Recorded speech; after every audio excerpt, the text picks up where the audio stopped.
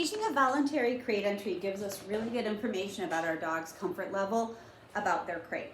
I'll be using a dog who really likes her crate, so I will be setting this up, but I will be working through the progression much more quickly than possibly you will be. The starting point is going to be about your dog's comfort level. So I'm going to start, her starting point is going to be several feet from the crate, but you might actually need to start much further, like 4 or 5 feet away from the crate, and that's totally okay.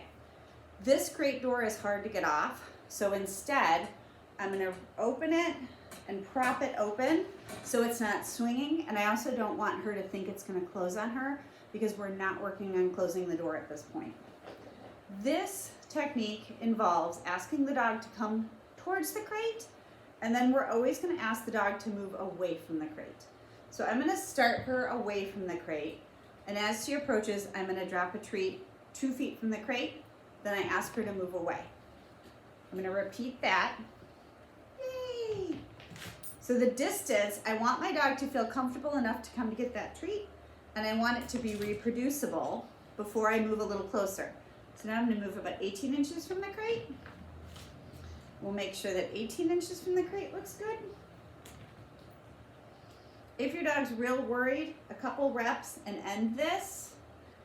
Our whole goal here is to reduce pressure so the dog is just feeling good about it and feeling like they have some control over the situation.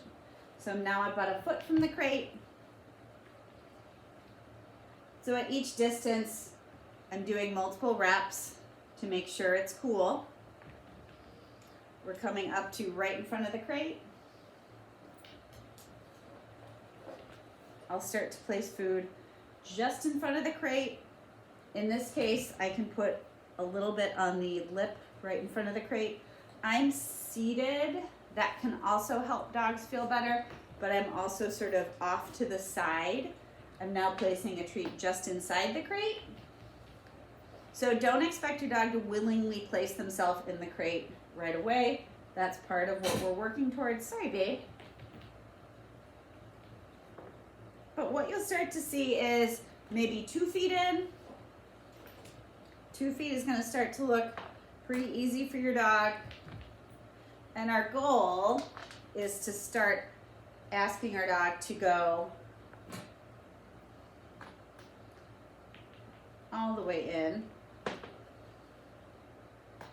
At a certain point, your dog will be more relaxed, and going all the way in and turning around will actually be easier than stopping short and backing out. So now, once you have a dog, maybe at this point your dog is, you're dropping the treat all the way to the back and they're going all the way to the back. Once you see that shift and the dog is happily placing their whole body in there, you are going to toss that treat all the way to the back, and then while your dog has turned around but is still in the crate, yay! You are going to do a steady stream of rewards for hanging out in the crate.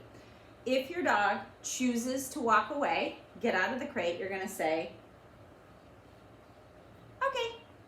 So there's no criticism if your dog exits the crate. It's just information. Our goal, what we want to start seeing is dog follows food all the way in. I'm able to do a steady stream.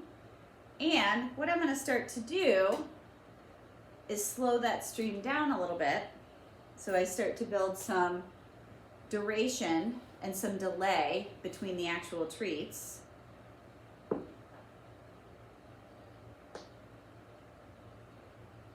Once again, if at any point my dog decides they need to get out of there, totally cool. We are not talking about closing the crate door. Not important at this stage. And I can also release, okay, and toss a treat, and we can reset. Great. I added the cue. I reliably have a dog who is placing their whole body in there. I can now name it. She's hanging out in there, even though several seconds are passing between treats. Okay.